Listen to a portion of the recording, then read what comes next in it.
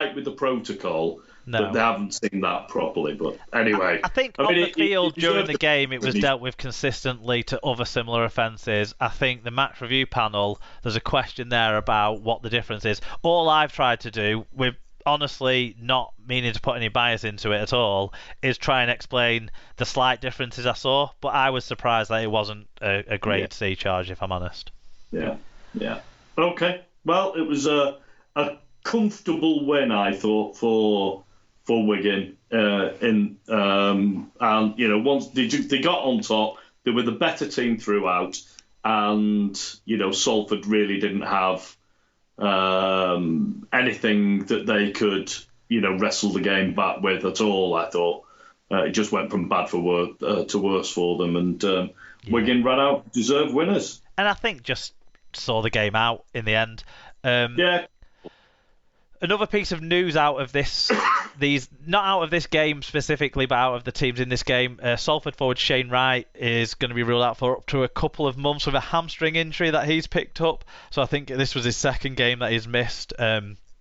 He's going to be out for a spell, which is a shame. Obviously, with James Greenwood out now as well, and Harvey Levette still struggling to get back, that leaves them a little bit thin in the second row, I suppose. But they've got a squad there to hopefully deal with that. Game 2. Yes, Sheffield versus Hull FC at Featherstone. Of course, there had to be a game at Featherstone. It's the Challenge Cup. It's the It was 26-0 to Hull FC at half-time, so game over, you would suggest. 58 points to 12 is what it finished up. 1,039 was the crowd that had to travel, so fair credit to them there. And James Chow was the referee. Actually, travel is another factor here, isn't it, in why these crowds might be so low? Because petrol is so fucking expensive right now. On top of buying tickets, That's true.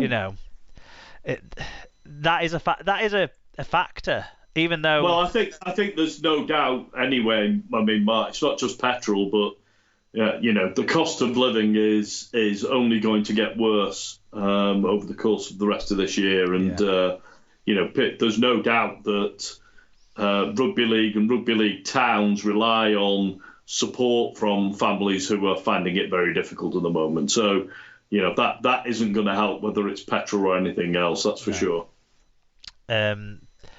But we're not an economics podcast, so we could do that another day. Yeah, we'll save that for the off season. We'll move into the fan reviews then. Do you want to start us off with Esther?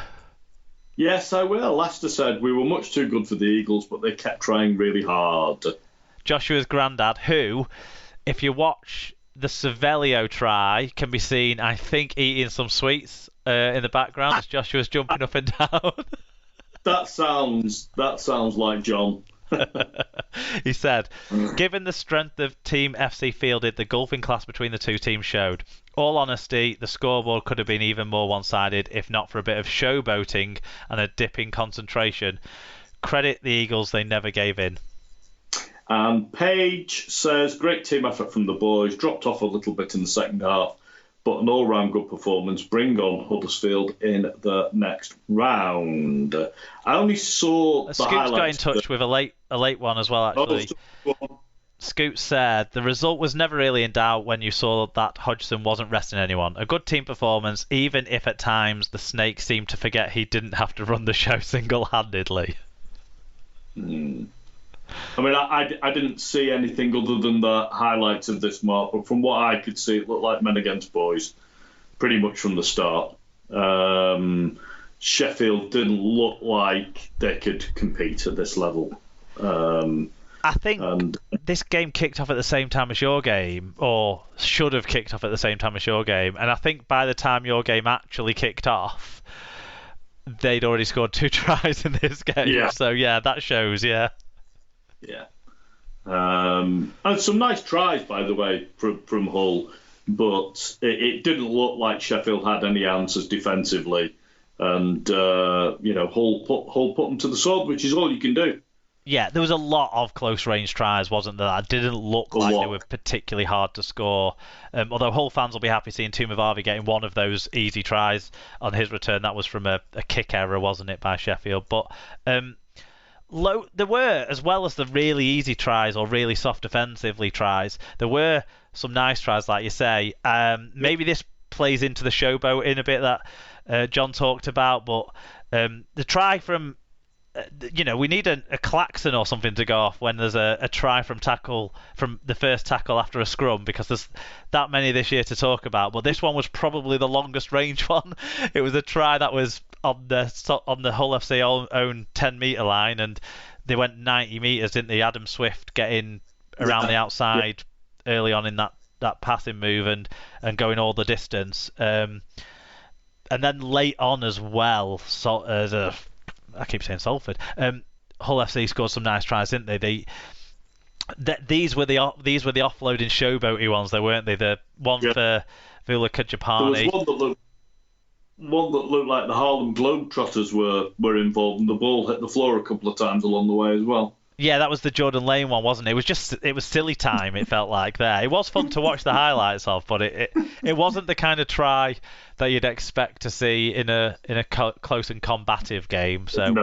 That's true. Although Sheffield threw in a nice long-range try for themselves as well, didn't they? Tom Holmes scored a good one, playing for Sheffield on loan, but at a familiar pitch to him at Featherstone. So there was that for Sheffield fans to get excited about, I suppose. But everything else from this just seemed predictable. Game was well done and dusted by the end of the first half. So. Yeah, and nothing to come out of it in terms of injuries or disciplinaries that I've seen mentioned or anything like that. Nothing controversial, it sounds like. So nothing else to talk about, unfortunately, about either of those two sides. But well done, Hull FC winning comfortably. Well done to Hull. On to your game then, up in Cumbria. Whitehaven 4, St Helens 46 was the final score. It was only 18-0 to Saints at half time. So, strong first half at least from the semi-pro side. 4,869 was the crowd, which I understand included over 1,000 St Helens fans. You could certainly see them in the sunshine on the footage before the game kicked off. Tom Grant was the referee for this one. Do you want to take us through the first of the fan views?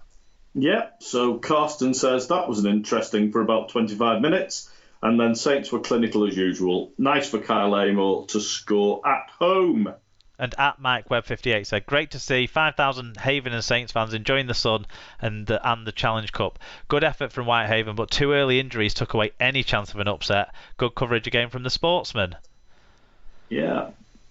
I find the Sportsman coverage easier to watch on your phone than on your big TV. Yeah, it's designed that way, isn't it? Yeah, it really is, yeah. An app for the phone, but I was away this weekend, so I couldn't go, which I was disappointed with if I hadn't been doing something really good and important this weekend. But it did look like a lot of fun in the sun, and Whitehaven did really well, I thought. From watching the game.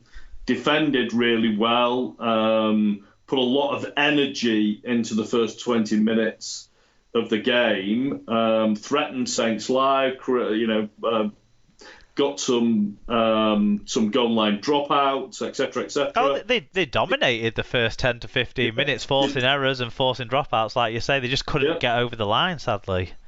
Yeah, did as well, sadly for you. Did as well as any team has done against us this season in that period, with Saints really looking a bit like they did against Toulouse last week, really. But anyway, in the end, wrestled some control, energy levels dropped, couple of injuries, as has already been mentioned, and then Saints just started to pull away with it from then on, really, and into the back half of the second half, and scored some nice tries. Quite a few close-in tries, but scored a few nice tries as well. Doddy had a very good game, I thought, in this game. He started pulling the strings in the second half and laid on some nice scores, and then did scored one himself as well.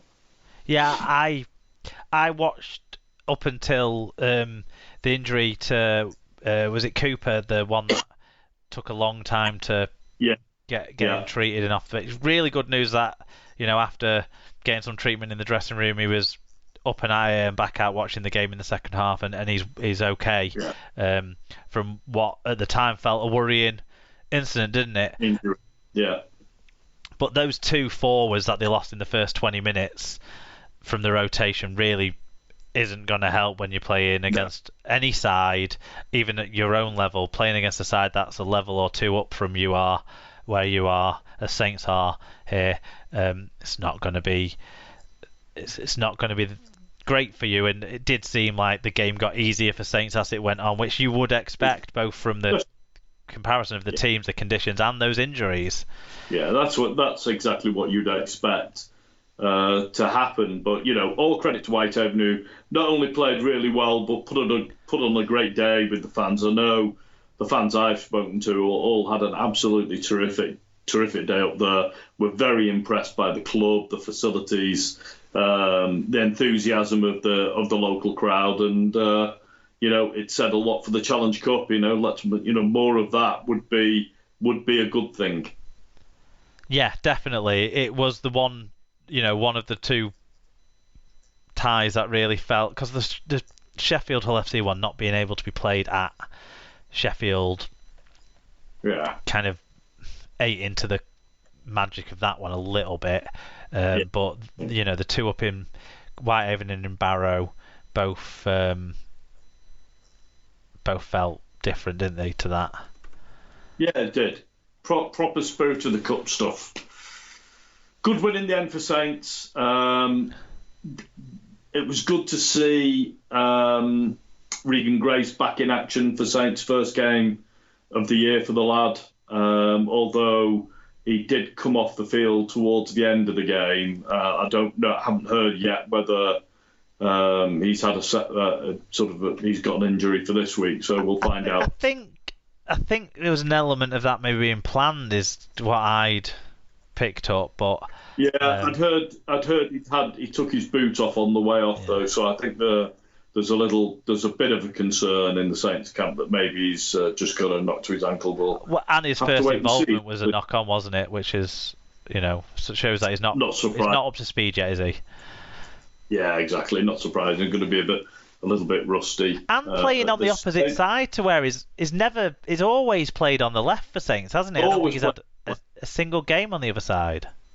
Yeah, no, so it's interesting. An interesting move that making some went across to the left early this year outside Percival, and for now at least they decided to keep him there. So the right side with Sirinen and Grace and Hurrell playing together for the first time. Yeah, bound to be some patchiness there. Yeah. Yeah, so bound to be a bit of patchiness, but hopefully we'll get over that and see how we go. But the main thing for me anyway is that Grace is okay, and hopefully we'll see some more of him this weekend. Yeah, when it sounds like some of the other guys might be back, Walmsley, but then Joe Batchelor was back in this game as well, wasn't he? So I think Walmsley is almost certain to be back. Knowles will almost certainly be back. And then Hopawate is probably 50-50 for this game. On Friday. Walmsley and Knowles are the main two, aren't they? I think there. Right, we're going to very quickly talk about a game that I know nothing about, and every time I try and load up my League Express to read it, it makes our signal break down tonight. So I'm just going to tell you that it was Catalans 27, Featherstone 14. It was actually 10-8 to Fev at half time, so they did put in a creditable performance and matched Catalans for quite some time in this game. 3,624 turned up. Aaron Moore was the referee, so again, crowds not a positive. I've not seen any of the game. I know that Tyrone May played in the halfbacks instead of Mitchell Pearce. I remember reading that, and I know that Sam Cassiano and Tom Davies scored the tries in the second half that took it away from Fev, with Sam Tompkins scoring a drop goal at the end as well. But I don't know anything more than that. Do you?